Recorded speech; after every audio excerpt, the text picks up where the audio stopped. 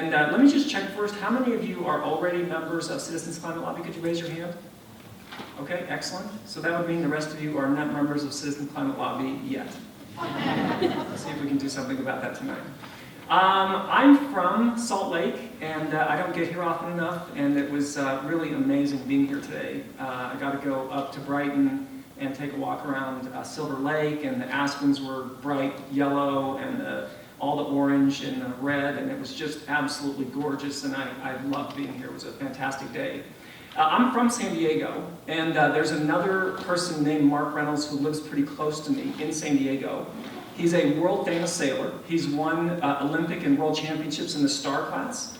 My oldest son's name is Mark. About 20 years ago, one of our neighbors was taking sailing lessons, and they said, "Can Mark come along?" And we said, "Sure." So he gets there, and they said, "Oh, your name's Mark Reynolds. Well, what's your dad's name?" And he said, "Mark Reynolds." And they say, "Well, is he the Mark Reynolds?" And my son said, "Yes, he is." So at one point, I was the Mark Reynolds. My wife generally refers to me in family situations as him, so I guess I've gone from the Mark Reynolds to a pronoun, but it still works. All right, so Citizens Climate Lobby, as Dave said, is a non-profit grassroots organization committed to creating the political will for a livable world. We believe that you've got to approach this from a scientific standpoint on all levels. And if you work on climate change, you're very familiar with this statement: 97% of climate scientists are convinced, based on the evidence, that man-made global warming is happening. The fact that that is familiar to you and I should not be enough, because the people who study polling the most in this country, the people at the Yale 360 Project, Anthony Leiserowitz in his shop, they say that is the game-changing moment for most people, because most Americans think there's still a scientific debate. There's not. So it's important in our communication that we keep repeating the scientific consensus. The fact that it's familiar to you and I is not enough. We need to make sure it's familiar to enough Americans, and for a lot more Americans, it brings them along when they know that there is overwhelming scientific consensus and that the debate was over a long time ago. You know, we've known that CO2 trapped heat for over 150 years. This isn't something new to us. Here's a piece that probably even less Americans know, but is important for you and I to know. The biggest statement ever made by economists in the United States was last year, 3,508 economists who said that the most efficient way to deal with global warming, with climate change, is with a carbon dividend plan. And what you see is for all 4 former living Nobel chairs. I'm going to walk you through the bill we got introduced this year, which is the first bipartisan climate pricing bill in a decade. That is this plan, which is actually a carbon dividend plan. So 4 former chairs of the Federal Reserve, 27 Nobel laureate economists, 14 former chairs of the Council on Economic Advisors, and 2 former secretaries of the U.S. Department of Treasury. That would be Secretary Baker and Secretary Schultz. And when we were meeting Secretary Schultz in his office in Stanford, what he said is when a problem is this big, you have to do the most transparent, hardest to rig solution. And a carbon dividend plan is the most transparent and hardest to rig. So we'll get into that more, but I want you to know that like there is amongst climate scientists, there's a consensus. There is also with economists about what's the most efficient way to deal with it. But then if we go to the social science, in 2011, Feinberg and Wheeler published Apocalypse Soon, Dire Messages Are Counterproductive on Global Warming. And what their study showed is that if you only give people the doom and gloom related to climate change, it actually hurts. It shuts people down. They don't think it can be as bad as you're telling them. Their study shows really interesting things, though. If you tell someone, here's all these terrible things, and it's bad, and as you know, even when you tell people it's bad, it's worse than that. You can't even tell people what is really going to happen. But if you do that, what they usually say to themselves is, it can't be that bad. My friends who say the planet just goes through natural cycles must understand this better than you do. Now, on the other side, though, if you give them the entire doom and gloom, the minute you introduce a solution into the discussion, what that same person says to themselves is, wow, I finally met somebody who understands this. So what the social science tells us is that we have to lead with solutions. I know sometimes it's more emotionally satisfying to talk about how terrible it is we're not doing something, it just doesn't bring people along. So I think we all need to be resolved that bringing people along is far more important than how we describe it. And what the social science, which has been backed up by a lot of papers and studies after Feinberg and Willer, is that we must lead with solutions. So yeah, you can give people some doom and gloom, but make sure you're talking about solutions. Okay, let's talk about a really, really big solution then. This is the Energy Innovation and Carbon Dividend Act, H.R. 763, which was introduced into the House of Representatives first in the lame duck Congress last year, but then again in January. As I said, it is the first bipartisan climate pricing bill in a decade. It's the most sponsors on a carbon pricing bill ever. It is a very aggressive bill, and let me talk to you a little bit about how it works. It starts with a fee, because economists say, if you want less of something, and you want less of it quickly, the fastest way to get less of something is to make it more expensive. And one of the examples they always point to is cigarette smoking. Over half of Americans used to smoke. Now less than 15% do, and yes, education contributed, but the economists will insist that the single biggest factor of driving people away from smoking was just making it particularly too expensive for young people to start smoking. So what we do is we assess a fee starting at $15 a ton of CO2 emissions and rising $10 a year, where CO2 and other greenhouse gases enter the economy. So that's primarily going to be at the oil well, at the coal mine, at the natural gas well. So it's any place it comes into the economy, we slap a steadily rising fee on it. But then we take every single dollar and send it back to American households as a monthly payment. So just like Social Security, most people will get this as electronic remittance, a few people will get an actual check. It's like in Alaska, the permanent fund, every citizen gets a check once a year. So it's a lot of precedent for programs like this. So why should we send all of the money back to households rather than all the other interesting things you could do with it? So you could pay for research and development, which we need. You could expand mass transit. You could fund all kinds of nice green projects. I mean, CBO predicts that we're going to have $1 trillion deficit this year. We could use, and this is, we're talking about hundreds of billions of dollars every year. We could do a lot of good things with it. So why are we saying that you should send all of it back to American households? For a lot of reasons. First of which is, we believe any lasting, durable solution has to be bipartisan. And almost every Republican member of the House of Representatives has signed something called a Grover-Norquist tax pledge. And what a Grover-Norquist tax pledge says is, I won't vote for any new tax that grows government. If we send all the money back to households, then those people can still honor their pledge. We are an organization that thinks people keeping their promises is a good thing to do. They can still honor their pledge and give all the money back. And vote for the bill. Secondly, the reason to give all the money back is if we put a steadily rising fee on carbon, your costs are going to go up. Now, how many of you are so altruistic that you don't care how much more things cost, you'll just go along with it no matter what? How many of you are that altruistic? Okay, well, yeah, great, right? But not the majority of the country. So what we want to make sure is that people's costs go up, there's a way of mitigating it, and that it's obvious to them it's being mitigated. According to the U.S. Treasury Department, they issued a study in 2016 that said if we give all the money back, 70% of households will come out equal or better. So if we give all the money back, what that means is your increased costs will be mitigated, and it's particularly good for people at the lower ends of the economic spectrum. If you study how this policy does with people throughout the economic spectrum, the people at the lower ends do really, really well. And the reason for that is this. When people talk about their carbon footprint, most people think about energy use. And that's a big part of it, right? But for most of us, the majority of our carbon footprint is actually what we buy. And people at the lower ends of the economic spectrum just don't buy much stuff. So they do really well. So we say, give all the money back to households. The third thing we do is a border carbon adjustment. So what we do is we've talked to all the WTO people, and we know that we can put a tariff in place so that if other countries don't have as high a fee as we do, then we can slap a tariff in place for any carbon-intensive goods. This particular bill, the Energy Innovation and Carbon Dividend Act, says that if 80% of the cost of a product is from energy, then you would slap a tariff on it. It could be written other ways, but that's the way it's written right now. Now, ultimately, what do we want? Do we want to put a border tariff in place, something complicated like that? No, we don't. What we want to do is create an incentive that's strong for other countries to price carbon, which a lot of countries do. Canada has a national carbon price. I live in California. That's the 5th biggest economy in the world. We have a price in California.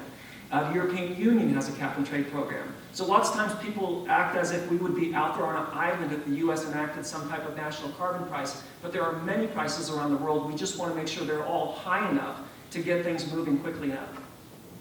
And then the last thing this bill has is a limited regulatory adjustment. What it essentially says is, if you're pricing something, you don't need to regulate it at the same time. You don't need to create a system of double jeopardy. So it takes a very small slice out of the Clean Power Plan and says, let's not regulate it and price it at the same time. There's many reasons for that. One is, as I said, not to create the double jeopardy, but also we're an organization that believes in bipartisanship, has been successful with bipartisanship, and we have to give something that the Republicans who sign on the bill can go back to their constituents and say, I got something. And if they can say, I got a little regulatory rollback, it will probably be enough. But that's one of the calculations you and I have to make. We have to write a bill that both is an answer to the physics of our planet and at the same time has political legs and is politically viable. Okay, why might you like this bill? I think the reason that you should most like it, there's others, but I think the most important is that it's effective. It will drive down emissions way beyond anything the Clean Power Plan or Paris had ever envisioned. Other people view a lot of other things related to climate policy. We're an organization that believes we have got to get emissions down in the range that the IPCC said. So this will get us close to that 1.5, 2 degree range that the IPCC report said we must. Now that report also said that we've got to find ways of extracting CO2 from the atmosphere. So there's other things that we're going to have to do. This is just the big one that needs to get done first. It's good for people. If the air and water is cleaner, that's good for everybody's health, isn't it? You know, I haven't been in Salt Lake for a long time, and today it looked like one of those inversions was starting to happen, and I remember some winters where it was like, yikes. But here's the other thing. If we return the money to American households, you've read the same studies I have, I imagine, or heard the stories that what large percent of American households cannot handle a $400 emergency expense. So if we're putting the money in pockets, not just the people who spend it, but actually are people who could use a little bit more money in their pockets. It says interesting things when you study the impact it has throughout the economy. Obviously, it incentivizes and gets us to a greener economy quicker. But also you see things like a lot more people will go see their physician and dentist. Because there's a lot of people that just can't afford their part of the copay of going to see the physician and the dentist. So actually the healthcare sectors do well under this scenario. It's also overall good for the economy, or at least it should be. You know, we won't know for sure until it happens. But if you're putting hundreds of billions of dollars in the pockets of people who spend it, what do they say? Consumer drive 66, 70% of the economy. So you're actually putting a little extra pocket money in the pockets of people who spend it. And one of the things that allows you and I to decide as individuals is how carbon virtuous we want to be. Maybe you want to stretch that check a little bit by not turning your thermostat so high in the winter. Maybe you want to put a sweater on. You know, we have one car that my wife and I share. I fortunately live in a place where I can ride my bike to work. We'd come out really well. But we could also find other ways to be carbon virtuous, and it gives, excuse me, boy, now I went from people to economy and back. Sorry about that. The old mixing my metaphors there. Sorry for going back to good for people, but good for the economy. Those people spend money, and when they spend it, it should be stimulative for the overall economy. And then bipartisan. You know, you read the stories, you read the paper, you watch the shows. Everybody says this is as bad as it's ever been. And we've got Republicans and Democrats working with each other on the issue that is the most contentious issue. That's a big deal. I'm going to tell you how we got there, but the fact that it's bipartisan is really, really important, and that Democrats and Republicans are working together on this issue. Last is it's revenue neutral, so this won't cost the federal government anything. There's a small administrative cost. It'll take a little bit to get it set up initially, but once we get it set up, then the program actually pays for itself. Okay, how did we get here? We started something called the Climate Solutions Caucus that ended last year with an equal number of Republicans and Democrats. How we initially started it is we met Ted Deutsch of Florida. We always thought Florida was kind of ground zero for climate change, because if you go to Miami during high tide now, the ocean actually backwashes up into the streets. You can't get away from what's happening in Florida. So we talked to Ted Deutsch and we said, let's start the Climate Solutions Caucus, and we said we needed a Republican co-chair.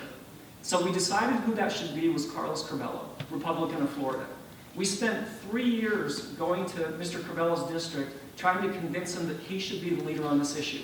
We brought community leaders in, we brought business leaders in, we brought mayors, we brought city councils, we brought little kids bringing postcards. And after 3 years, Mr. Curbelo signed on and became the Republican co-chair.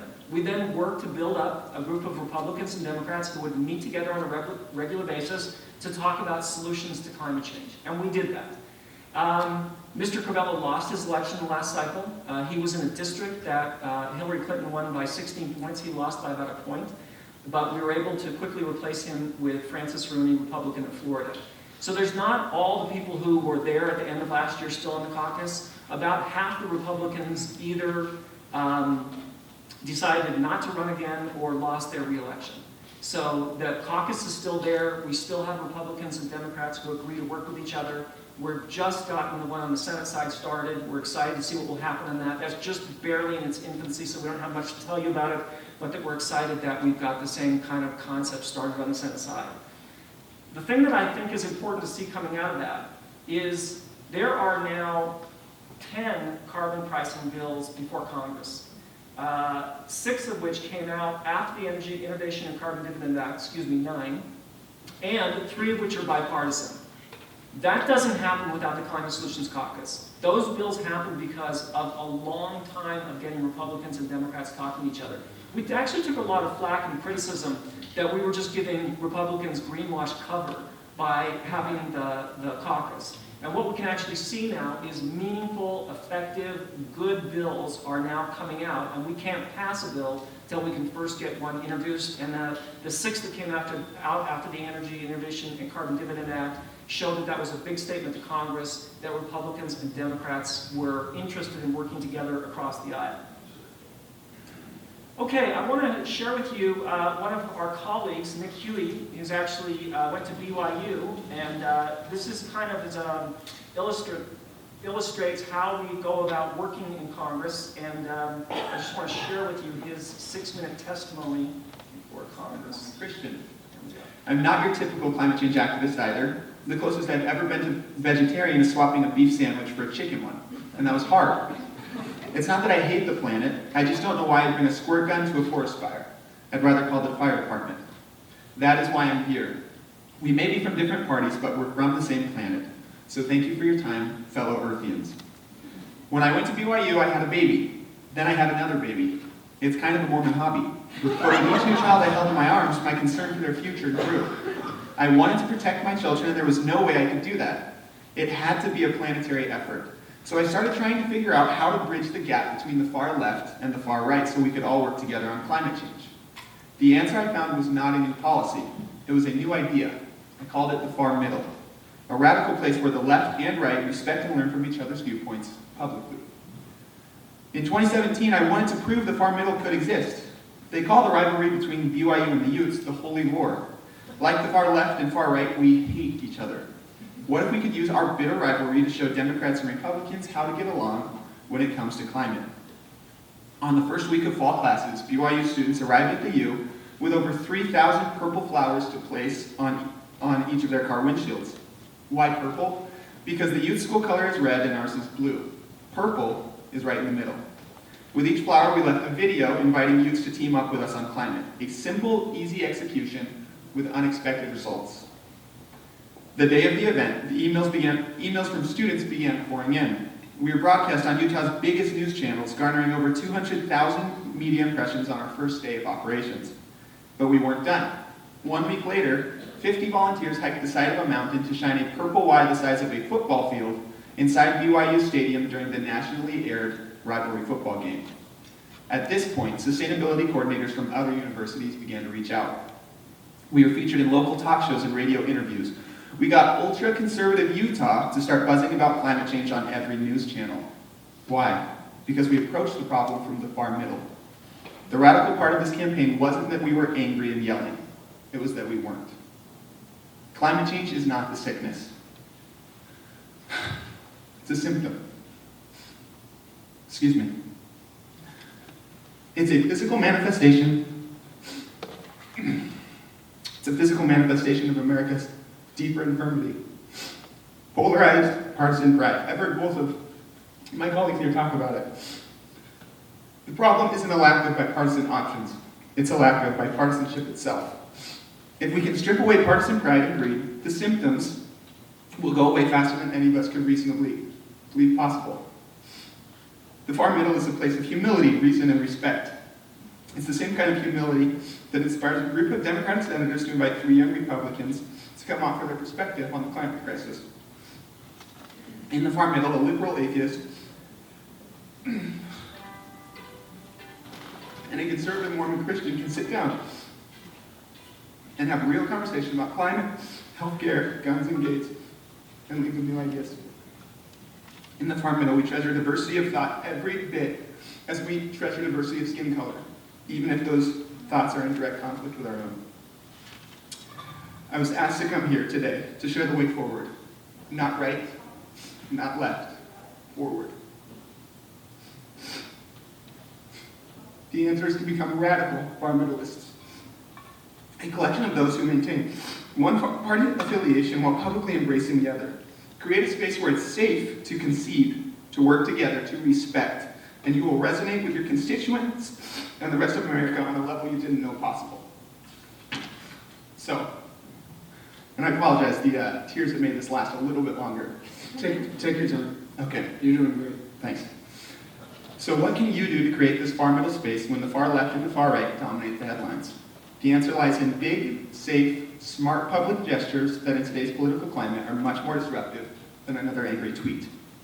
If there's one ad tip I can give you, it's when everyone zigs, you zag.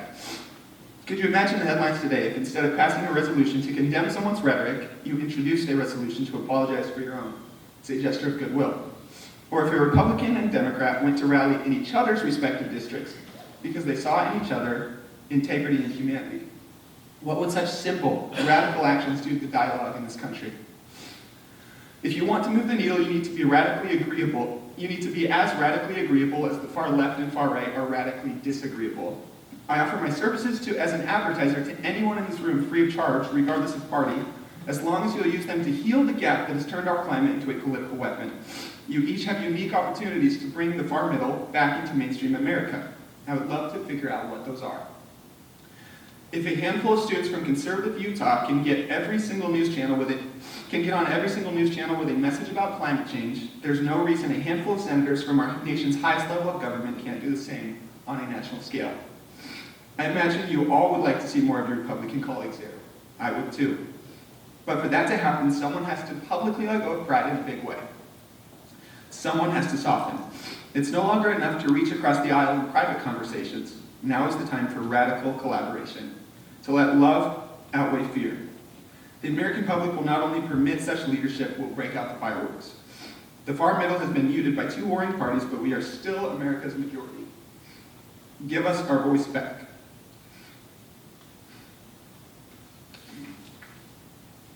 Create the far middle, and climate change will take care of itself. Thank you. So Nick really articulated something that we've been trying to do, which is to find a way to the far middle, to be the ultimate extremist in this political environment. To be a centrist, to be a bipartisan person is really the most extreme position we think you can take right now. So I want to give you just a little bit more background on the organization, then we'll open up to questions. A gentleman named Marshall Saunders founded the organization in 2007. He had spent 20 years before that setting up microcredit loans in third world countries. He's responsible for over a million microcredit loans. So that's when you go to the poorest of the poor people in the world, and you give them very small loans, and they start these businesses that lift themselves up out of poverty. When he realized that climate change was going to undo that, he realized that he needed to throw himself at climate change the way that he'd thrown himself at poverty. The good thing he had going for him is the time that he had been working on poverty, he'd been doing it in partnership with an organization called Results. And Results proved something really interesting. What they showed was If you organize people by congressional district, which what most people don't know is if you live in the district, they have to see you. They have to see you if you live in the district. It's not a law, they just know it. If you then set up a structure of support so if people did something last month, they'll do something next month, and you actually gave them a way to rehearse talking points, you could get interesting things done. Results went 35 years ago from about a $25 million appropriation for dealing with extreme poverty to over 500 million in 30 years. And it was because they found that there was a very specific way you could organize to be effective with Congress. What Marshall did was said, we need that model in climate change, and that's why I started Citizens Climate Lobby. Now it's really interesting that Marshall did that in 2007, because in 2009 was the last time we got really close to climate legislation in the US. The House passed a bill called Waxman-Markey, the Senate couldn't find anything, and everybody went home very frustrated. There's a professor at Harvard named Theda Skocpol who wrote over 100-page criticism, and part of her criticism really validated the two things Marshall decided to work on. One is, she said all of the support for legislation existed inside the Washington Beltway, and it needed to be back home in the district. Marshall concluded the same thing. The second thing her paper said was that anything you do to mitigate global warming, costs go up for people, so that the revenue needed to go back to households. So you had at the same time Marshall acting on his experience from results, and then a political scientist professor backing that up. I think part of the reason that we've gotten to where we are, because we're still 160,000 volunteers, but budget-wise, we're a $5 million company. The big green groups, Sierra Club, EDF, NRDC, they have $400 or $500 million budgets. How did the little guy get the bipartisan bill out? So there's a couple of things that I think I want to point to here. One is we've always asked ourselves to be the organization that is for things, not against things. So we're always trying to say, what are we in favor of? What are we for? And I want to do a quick exercise with you that we do in every one of our initial trainings with people. And that is we ask people to identify something very specific that you love, that has the potential of being jeopardized by climate change, that you want to make sure is around for your grandchildren. So whether you have grandchildren or not, it's just people who are going to come along. So let me give you a simple example for me. I grew up on 2nd Avenue, Virginia Street. And in summer, my favorite thing to do was to eat fresh, ripe fruit off my neighbor's trees. Right? So if you go one fence, it's apricots, and two fences, it's cherries. And so, first of all, the fruit you pick off of a tree doesn't taste like what you get in the store, does it? And if you're a kid and you're stealing it, doesn't that make it taste even better, right? So we had to go over one fence to get the Olsons, two fences to get to the Pettigrews. My favorite one, though, is you just had to walk up one block on 3rd Avenue, Virginia Street, was one of those plum trees that has the deep purple fruit. And it was only about 3 or 4 steps off the sidewalk, so you could kind of slip over there and grab it and not work it about an old man or a dog, just kind of casually act like you're just stepping over there and you got this great thing. So I planted one of those plum trees in my backyard that I wanted for my kids and grandkids. And it made fruit for a couple of years and then stopped making fruit. And so I went to my local nursery and I said, what's the problem here? And they said, well, it doesn't get cold enough in San Diego anymore for a plum tree to go through the cycle it needs to go through to make fruit. So most fruit trees have a number of chill hours they need, right? So let me show you what, unfortunately, my plum tree looks like now. You can sort of see it. It's a little bit of a stalk. It's been dead for a while, but I kind of keep it symbolically as this thing that I've been for. So here's what I'd like you to do. I'd like you to just turn to someone near you, and there might be 3 of you, so you might have to just go quickly, and identify something specific. Don't say, I like to hike, or I like trees. Like some particular place. Like the first time I brought my kids up here for a wedding, we went to City Creek Canyon, and they walked for the first time ever barefoot in a creek. You know what that's like for a kid who's never done it? They couldn't believe what happened to them. I can't imagine my grandkids not being able to have that experience. So find something very specific and just grab someone next to you. What's something specific you want to make sure that is around for future generations? Just go ahead and grab someone next to you and share that with them. I like to do this exercise for many reasons. One is so that we can kind of, be present with what's at stake and the things that you want to have around. Not what we're afraid of what might happen. What are the things that you love that you want to make sure they're here? The other thing that I think is important is no matter who you talk to, they have something like this. And this can be your starting point with them. People that you disagree with very strongly politically, you can start with something that they love or that you love about the planet. I was talking to Barry Goldwater's son about 6 months ago. And he said, my dad used to take me on hikes all the time, and he used to walk me up to trees, and he'd say, son, take a good look at that tree.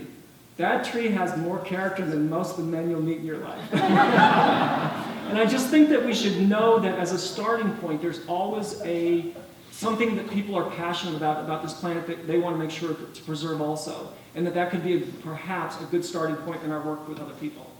I think one of the other reasons that we have been able to make progress is we've been so intent and focused on our values. I'm not going to read the entire value statement. I think it's worth going to our website to see them. But we first of all believe in focus, on just being focused on one thing at a time and not getting distracted by a bunch of other things. We're optimistic. We believe that people are good. We believe that you can work with good people. You can make progress with people. We've seen so much progress with Congress. We know we can make more progress with them. We take the most generous relationships as we can. We start with as generous relationship with other people as we possibly can. We're big believers in integrity. One of the things you notice in CCL is everything starts and ends on time. And that's not because I'm a nut about time. I might be.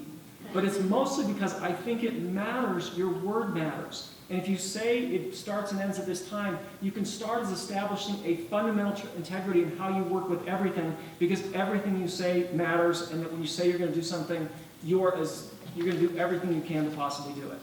And then we also believe in personal power, giving people agency in their voice in Congress, being nonpartisan, and then also diversity, that everybody has a voice here. We want to give agency to everybody, no matter where they come from, etc.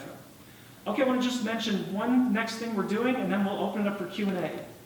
So every June, we have a conference. This year in June, we had 1,500 volunteers on the Capitol Hill. And there are 435 offices in the House of Representatives. There's 100 in the Senate. So that makes 535 people you can go see. Of those, we saw 529 of them for our lobby day. So we saw almost the entire Congress. What we do in November is we come back and we go back to the offices and we say, here's what you said matters to you with respect to dealing with climate change. And I think it's one of the reasons that it's brought so many Republicans along is that we've shown how much Republican attitudes have moved. One of the things we track is how many of the meetings with Republican offices in particular seem positive versus hard. The first year was 3-1, the next year was 6-1, the next year was 10-1, the next year was 21. Last year was 33 positive meetings to 1 that was, either not interested or divisive at all. Here are the main issues that the offices brought up this year, and this has evolved over time. The most common issue was the dividend itself.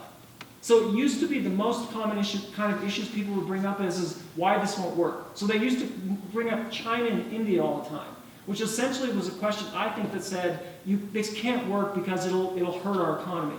But the number one thing they wanted to talk about was the dividend, which I believe is a basic contextual shift from why it can't work to, okay, how would it work? And as you can see, it was almost an even split between Democrats and Republicans. The next was the border, with Republicans being far more interested in the border than Democrats. Endorsers.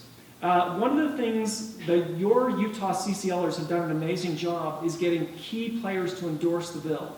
They've got the National Ski Area Association, Protect Our Winners, many ski resorts, many Olympic champions. It makes a big deal in congressional offices when you can get influencers to speak up. Green New Deal, and then this is the one that I really want to point to. A year ago, we started asking congressional offices to make this a bridge, not a wedge issue. So we went in and we said, let's see if we can find a way of having this issue be something that brings people together, not pushes them apart.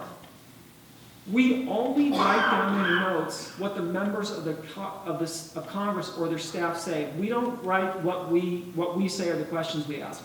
Obviously, what they say are influenced by us being there. But if 20% of Congress is interested in climate change being a bridge, not a wedge issue, I think that's significant by itself. So we'll be back on the Hill in about a month, and we'll be sharing these 10 results and a lot of other ones with Congress, and hopefully we'll be able to move the needle a little bit further this November in Congress. So I'm going to invite Dave back up, and we're going to take questions for a few minutes.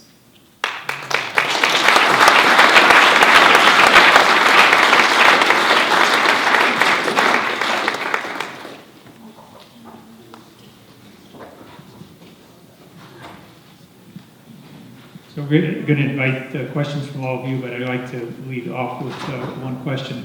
Thanks so much, Mark. You covered a lot in a amount of time. Do you want to swap? Oops. Here, we did. See what I mean? Like, nobody thinks I can never do anything technical. It's like, oh, turn the mic on, push the button. Well, it's hard. You have to find the button. So Citizens Climate Lobby has been working on a carbon fee dividend legislation for about 9 years. And now we have the Energy Innovation Carbon Dividend Act in addition to the other 9 that you showed there. What do you see are the roadblocks to getting that passed at this point? And what do you see Citizens Climate Lobby and other groups doing to get it to the goal line? Okay, that's a really good question. I want to talk about one of the objections that's going away, which is a good thing. So there's something called the American Petroleum Institute, and that's the organization that all the oil companies pay money to lobby on behalf of them on the Hill. We've been told that they have been told to stop fighting this. So having the oil companies not fight this, if that actually holds up being true, would be significant. Still, the most important thing is what Congress tells us, they just don't hear from enough people.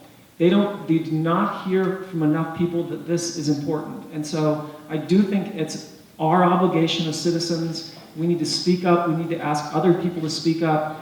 We need to let people know that there is support in this community and that how important your voice is, how important it is for you to get other people to use their voice also. Thank you. Let's open up the questions from the audience.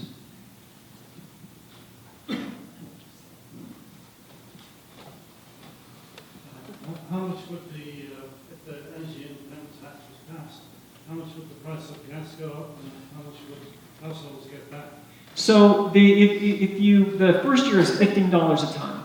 And so that would equate to about 13 cents a gallon. So not much on gas. And it starts slow, so the first year a household's going to get a few $100s. After 10 years, a household's going to get about $3,000. So the good thing is, it should inspire you and I to be more carbon virtuous, maybe more of us to drive smaller cars, to find other ways to lower our own carbon footprint. But it's really designed so that it's not meant to hurt people. It's meant to, as economists say, they want to have incentives, and that's why they love this, driving throughout the economy, not just to change consumer behavior, but more importantly, to send a price signal to people who generate energy that the future of energy is in clean, renewable energy.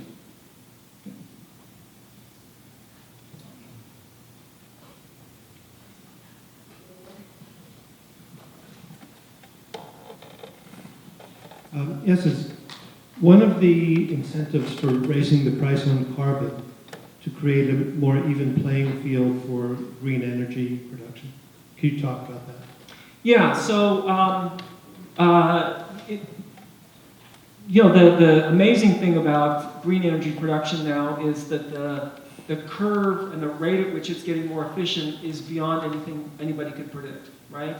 So at the same time that we're seeing the impacts of climate change being worse sooner than we thought they would be, we still see the same kind of curve of renewable energy going down.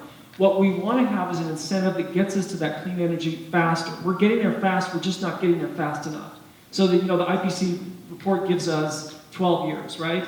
So what we need is an incentive in the system that essentially says that is the entire future of energy is clean energy, because we're going to price dirty energy out of existence. And so it's that big prime incentive that we need that actually brings the clean economy in much faster.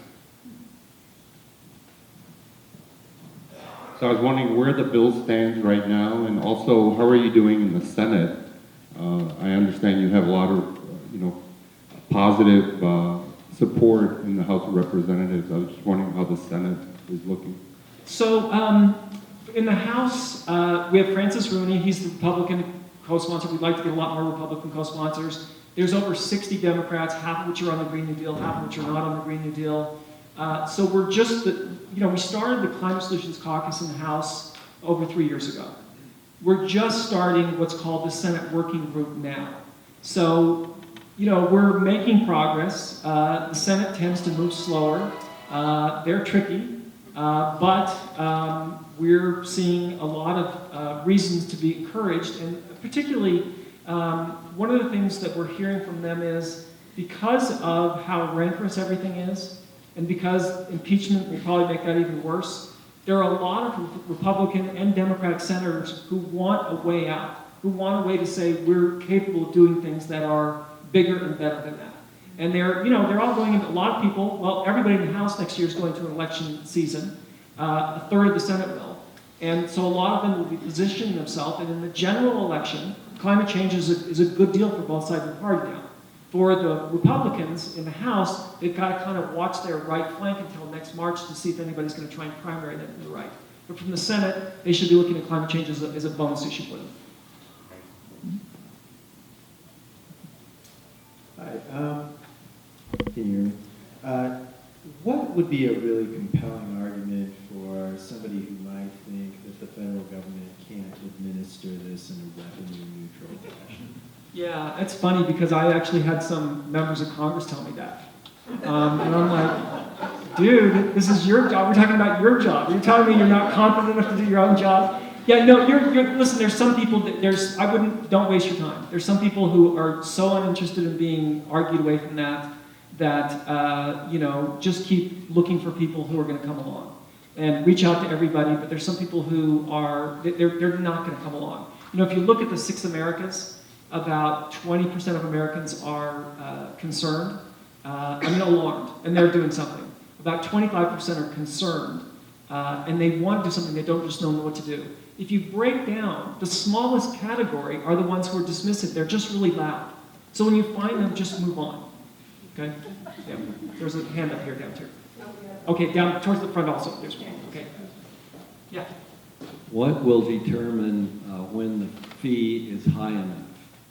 Yeah, it's when emissions have gone down fast. So the way we have this bill written was you start at $15 a ton, you raise it $10 a year. We don't say when that expires. We ask it to be evaluated on regular prices. If emissions aren't going down fast enough, the price can accelerate. So the bill will be monitored very quickly. The thing that's tricky is, if you think about moving the entire economy, so that's what we're talking about, right? Shifting the entire economy. You won't really see what's happening for sure for about 5 years. That's going to be hard for you and I to be patient during that time, right?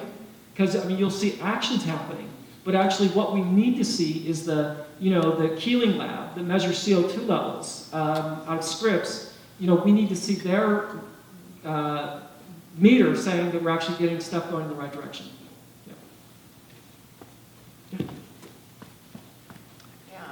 What, if anything, should the government be doing for these smaller communities whose economy has been built on coal? Yeah, so there's some of the bills, this bill doesn't have it, but some bills actually have job transition in them. If you look at coal, there used to be 500,000 coal miners in the U.S. There's about 50,000 coal miners left.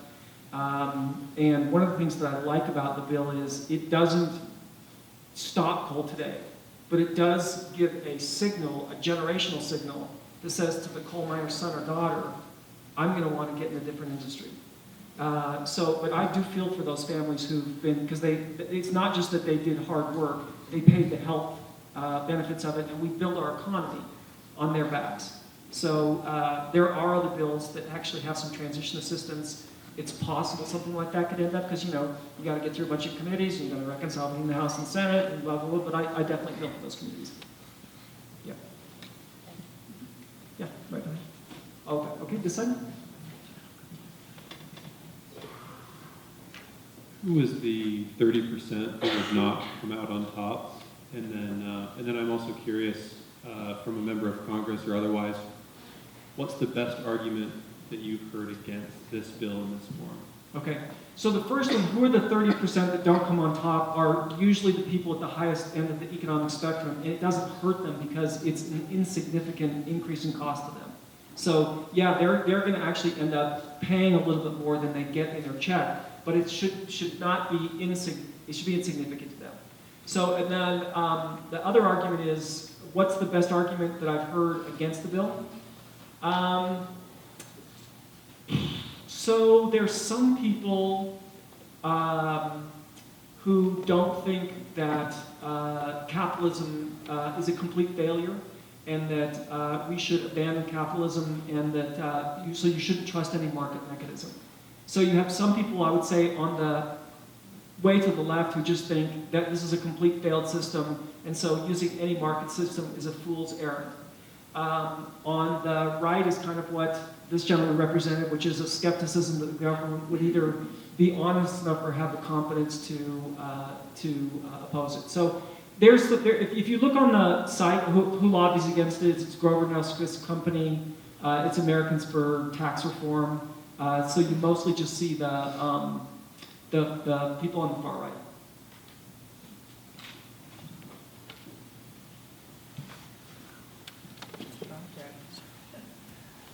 I'm a proud member of the Salt Lake chapter of CCL, a newer member, very excited about being able to participate with others and feel my voice is leveraged. What do you say to people who are skeptical that renewable energy will be consistent and strong enough to replace fossil fuels? Yeah. I mean, if you just look at the rate at which that is accelerating, you know, they have those curves of how technology, I don't know, which one's that called? I don't know, it's Moore's Law or one of those ones about, you know, the rate at which things can happen. And the renewable energy stuff just doesn't, I mean, it's off the charts how fast it's evolving. You know, a lot of people think that we will innovate our way out of this, and I'm in that camp. And what we need is an incentive to have a lot of people doing what Elon Musk is trying to do.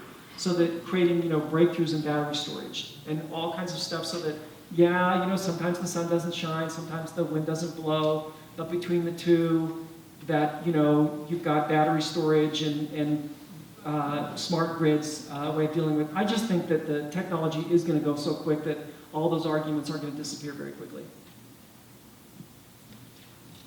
What would be the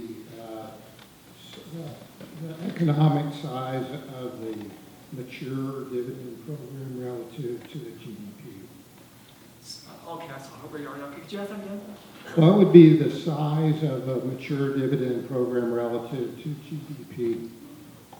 Is it big? Is it huge? I mean, you mentioned a few $1,000s per household. It seems like an undertaking that's much bigger than that. Yeah, Tom. Sorry, Tom's smarter than his name's better. Okay, Tom. U.S. emissions right now are about 5 billion tons a year. So if you say like this program after 10 years is $100 a ton, $100 times 5 billion is $500 billion a year. So U.S. economy GDP is about 20 trillion. So you gotta keep smart guys around. Half a trillion compared to 20 trillion. I'm just the pretty face in this organization. I surround myself with smart people.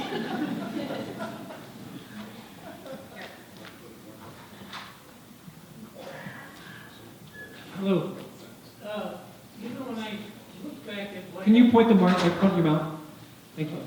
When you look back at the period of time it took Los Angeles and California, particularly Los Angeles, to get out of their smog pattern, we here in Utah have a geographical goal by our mountains. And if we did anything to get rid of the smog, probably 30% being automobiles, what would we have to do to make it comparable between the effective change in the Los Angeles area versus this change here in Salt Lake?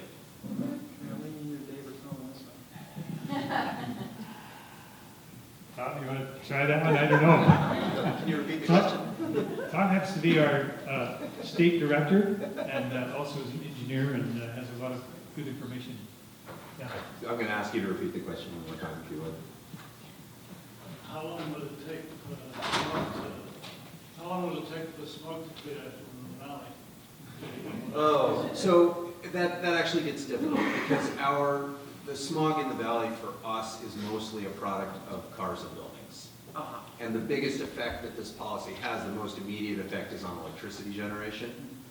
And so you will see a much quicker decline in electricity emissions than you will in automotive emissions. They will decline, but it's not a huge effect in the first decade or two. Thank you. So if you're looking at smog reduction policies, you need other policies to go with this. Thank you. Okay, thank you. Your screen mentioned 9 different bills. I think are they all variations on a good theme? Are some of them really wacko and should be opposed? Or how do we sift through those and make sure a good bill gets passed? Yeah, they're all, there's a lot of reasons to like all of them. The first 3 are Democrat only. So, that's fine. They're mostly putting something out there that's something that they can campaign on. I think you should treat the ones seriously that are bipartisan. You should treat them seriously if their price is going to ratchet up significantly. One of the things to always look at is who gets to $100 a ton quickly. That's important. So sometimes people will start at a higher price and then raise it 2% annually. It's just not going to get to $100 a ton fast enough. So really crucial thing to look at is always the price. The other thing to look at is the use of revenues. So for instance, the most recent one that came out, the Market Choice Act, is actually an infrastructure bill. What it does is takes the current revenue for the Highway Trust Fund, sets that aside, and then uses this not only to fund the Highway Trust Fund, but then to do some infrastructure work. That could be a good thing. The reason that we like the one we're backing is because it's so simple, it's straightforward and transparent, because the price gets high quickly, and we think it's important that the people, particularly at the lower end of the economic spectrum, are protected. So those are a couple of red lines we have, is it's got to get a high price fast, it's got to be good for people who would be really vulnerable. But the other side is, you've got 4 of them that are bipartisan. That's sending a signal to what seemed to be intractable is budging. That is really important also. So if you have a chance to celebrate them, particularly the bipartisan ones should be celebrated. So from everything that I've heard about the Carbon Dividend Act, it sounds like it's more or less disincentivizing the carbon industry, if you will, from continuing what they're doing.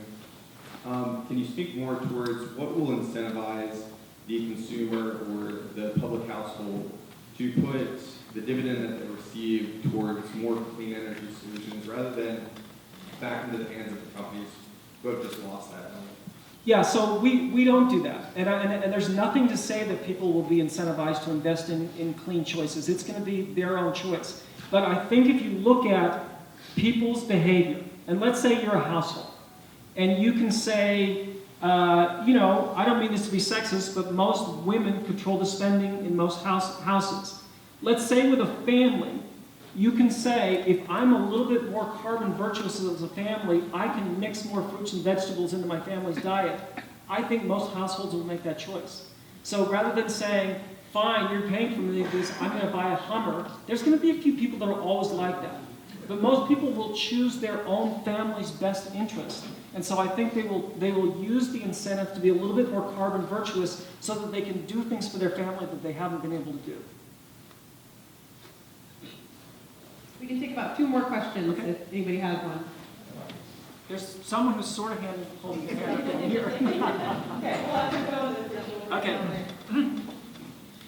Can you just talk about the dividend a little bit more? Does the revenue just get equally distributed across the entire country, or how does that Basically, every household is treated the same. So it doesn't matter, Bill Gates is going to get the same dividend you and I do. And if you just think about it, if we want Republican votes, we can't pick winners and losers. So it's essentially every house gets the same dividend. Okay, sorry, this person was sort of holding hand before you sort of greeted, but I think this. I don't have the last word, a mediocre question. Okay, you'll be the last. Yeah. So, something that sticks in Can you my... turn the mic towards you? There you go. Something that kind of sticks in my craw a little bit sometimes, and I'm a member of the Salt Lake chapter, and it's something that I don't necessarily know how to address with people, and so I don't do it. And this is, for example, you know, if we think about having different kinds of divides, you know, red and blue, this and that, and also there's sort of an urban and a rural divide, and this is typically expressed as, you know, a liberal and conservative, although I think that is, you know, doesn't obviously get the full picture. So I was a landscape contractor, and I had a lot of big, dirty trucks that I would drive for work with my crews and stuff. And I think about Utah being, you know, a fairly rural state in a lot of ways. I mean, in many places. And so, for example, the question about gas and the cost of gas, you know, becomes a little bit of a, you know, an equity issue. And talking about being a bridge or a wedge, something that I'm unable to express with people that I might want to talk to is like if someone's going to be living in a rural area and has a huge amount of distance they need to travel in a really big truck. For example, the increased cost of gas, until we have those clean trucks, is something that is maybe going to make that person be like, I am never going to support this. How do I address that? Yeah, we actually have studies that show that the assumptions, and it seems like it makes sense, doesn't it? It seems like this should be worse for the rural people. It's not. So I'd be happy to get those studies to you, because it's not like that's just like seems common sense, doesn't it? We just need to actually get the studies in your head so you can see that what seems like common sense is what holds up. Yeah. Great. Okay. Thank you. Last one better be a good one. Well, I hope my question is interesting, but I know that we have been talking about a lot here in the United States, but there is more than the United States. And I realize your focus is here in the United States. But is there anything that is so very innovative, so outstanding that other countries are doing?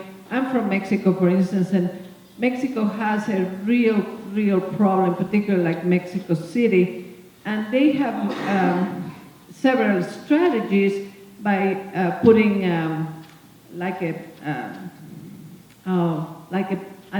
a plate of when cars can be circulated. It's not every day.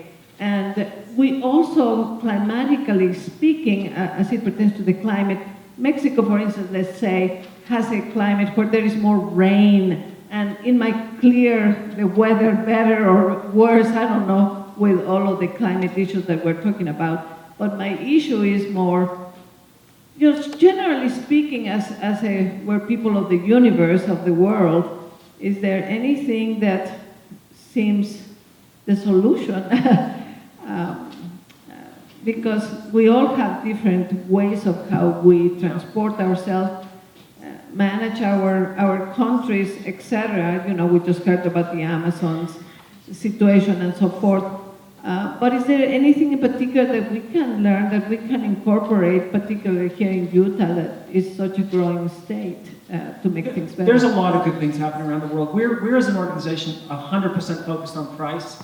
And so, you know, we can point to places like Canada, Sweden, the European Union, Costa Rica, California, all that have very strong prices. But there are wonderful things happening around the world with people doing some tree planting things. And, you know, there are a lot of good things, and there's a lot of good things that we are going to have happen. And I love what you said, because we do need to actually learn from everywhere around the world for the things that are working for all of us. So thank you again for the council for having us so much. We appreciate the invitation, and thank you all for coming out tonight. Appreciate it.